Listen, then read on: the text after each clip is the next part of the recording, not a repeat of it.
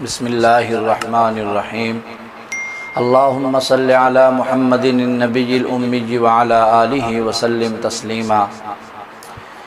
اسلام کی ابتدائی دور میں جب 39 یا 40 لوگ اسلام میں داخل ہوئے تھے اور مسلمانوں پر ظلم و تشدد کا پہاڑ ڈائے جا رہے تھے، ان پر ظلم کیا جا رہا تھا، زیادتی کی جا رہی تھی، اس وقت رسول اللہ صلی اللہ علیہ وسلم کی تلقین کے مطابق صحابہ اکرام چھپ چھپ کے اسلام میں داخل ہو رہے تھے اور پھر چھپ چھپ کے اس کی دعوت و تبلیغ کر رہے تھے۔ ایک مرتبہ سیدنا صدیق اکبر رضی اللہ تعالی عنہ حاضر خدمت ہوئے، عرض کی یا رسول اللہ کہ آپ مجھے اجازت دیں کہ میں علل اعلان کلمہ توحید کی صدا کو بلند کروں، علل اعلان لوگوں کو تبلیغ کروں، لوگوں کو دعوت دوں۔ تو رسول اللہ صلی اللہ علیہ وسلم نے منع فرما دیا۔ آپ نے پھر اصرار کیا، کافی مرتبہ کہنے کے بعد رسول اللہ صلی اللہ علیہ وسلم نے اجازت مرحم فرما دی۔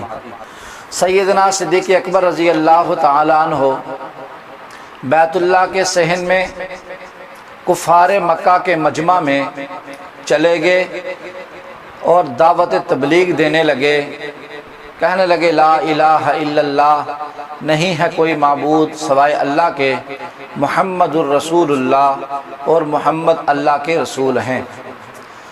اور علل اعلان کلمہ توحید سے کفار مکہ کو چڑ تھی، الرجی تھی، وہ نہیں چاہتے تھے کہ کھلے عام سر عام کلمہ توحید کی صدا کو بلند کیا جائے۔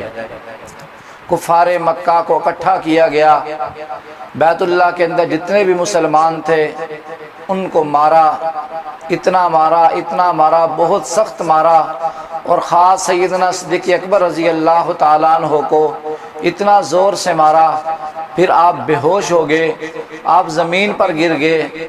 پھر کفار مکہ نے آپ کو اپنے پاؤں کے نیچے روندنا شروع کر دیا۔ اتنے میں بنی تمیم کے کچھ لوگ آئے، انہوں نے کفار مکہ کو ہٹایا، سیدنا صدیق اکبر رضی اللہ تعالی عنہ کو نیچے سے نکالا اور ان کے گھر میں پہنچایا۔ جب ان کے گھر میں پہنچایا تو گھر میں ان کی ماں تھی ام خیر، جو کہ ابھی تک اسلام نہیں لائی تھی، ان کے رشتہ دار تھے، عزیز و اقارب تھے، قبیلے والے تھے، محلے دار اکٹھے ہو گئے، پریشان ہو گئے۔ ان کی ماں کہنے لگی کہ میں نے اس کو کافی مرتبہ سمجھایا ہے کہ محمد کے پیچھے نہ جایا کرو، اس کے پیچھے جانے کی وجہ سے اس کا یہ حال ہوا ہے۔ آپ کو ہوش دلانے کی کافی کوشش کی گئی مگر تمام کوششیں ناکام رہیں، سارے لوگوں نے اپنے اپنے حربے استعمال کیے لیکن آپ کو ہوش نہ آئی۔ قبیلے والے بھی یہی کہنے لگے کہ ہم نے اس کو روکا ہے، اس کو سمجھایا ہے کہ دین اسلام کی طرف نہ جانا۔ عشاء کی نماز کا وقت تھا کہ اچانک آپ کی آنکھ کھلتی ہے تو آپ کی زبان مبارک سے نکلتا ہے این حبیبی کیف حالہ و اصحابہ، کہ کہاں ہے میرے محبوب اور ان کے صحابہ اور ان کا کیا حال ہے۔ لوگوں نے بتایا کہ انہی کی وجہ سے تمہارا یہ حال ہوا، لوگوں نے مار مار کے بے ہوش کر دیا، بازو بھی توڑ دیے، کافی چوٹیں آپ کو آئیں۔ آپ کی والدہ ام خیر دودھ کا پیالہ لے کے آئیں تاکہ آپ کے جسم میں کوئی توانائی آ سکے، لیکن سیدنا صدیق اکبر نے دودھ پینے سے انکار کر دیا اور فرمایا کہ مجھے قسم ہے اللہ کی، اس وقت تک نہ کچھ کھاؤں گا نہ کچھ پیوں گا جب تک میں رسول اللہ صلی اللہ علیہ وسلم کے رخ انور کا دیدار نہ کر لوں۔ لوگوں نے سمجھایا لیکن آپ نہ سمجھے۔ آپ کی ماں ام خیر نے کہا کہ مجھے تو پتہ نہیں ہے کہ محمد کہاں ہوتے ہیں۔ تو صدیق اکبر نے فرمایا کہ ام جمیل کے پاس جاؤ، اس کو پتہ ہوگا۔ ام جمیل ایک عورت تھی، اسلام لا چکی تھیں، جو لوگ اسلام لا چکے تھے ان کو پتہ ہوتا تھا کہ رسول اللہ اس وقت کہاں ہیں۔ سیدنا صدیق اکبر کی والدہ ام خیر ام جمیل کے پاس جاتی ہیں، جا کر پوچھتی ہیں محمد الرسول اللہ کہاں ہیں؟ اور ام جمیل کا بھی عجیب جواب تھا، عقل مندی کا مظاہرہ کیا اور کہنے لگیں کہ میں تمہیں رسول اللہ کا پتہ نہیں بتاؤں گی۔ ام خیر نے کہا کہ میرا بیٹا پوچھ رہا ہے ابو بکر۔ ام جمیل کہنے لگی کہ میں تیرے ساتھ جاؤں گی تمہارے گھر میں اور تیرے بیٹے کو ہی بتاؤں گی کہ محمد الرسول اللہ اس وقت کہاں ہیں۔ ام جمیل ام خیر کے ساتھ ابو بکر صدیق کے پاس ان کے گھر میں آئی۔ ابو بکر صدیق کے کان میں بتایا کہ اس وقت رسول اللہ دار ارقم میں ہیں۔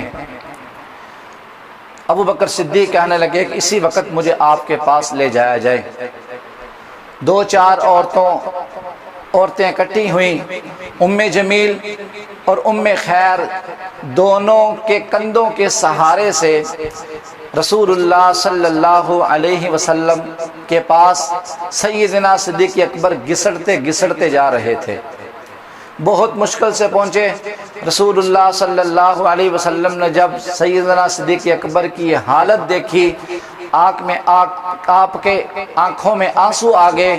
سیدنا صدیق اکبر جھکے، آپ کے چہرے مبارک پر بوسہ دیا اور آپ کو تسلی دی۔ اس واقعہ سے ہمیں تین چیزیں ملتی ہیں۔ پہلی چیز تو یہ ہے کہ سیدنا صدیق اکبر کی جذبہ دعوت و تبلیغ، دوسری چیز سیدنا صدیق اکبر کا جذبہ عشق رسول، اور تیسری چیز ام جمیل کی عقل مندی اور رازداری۔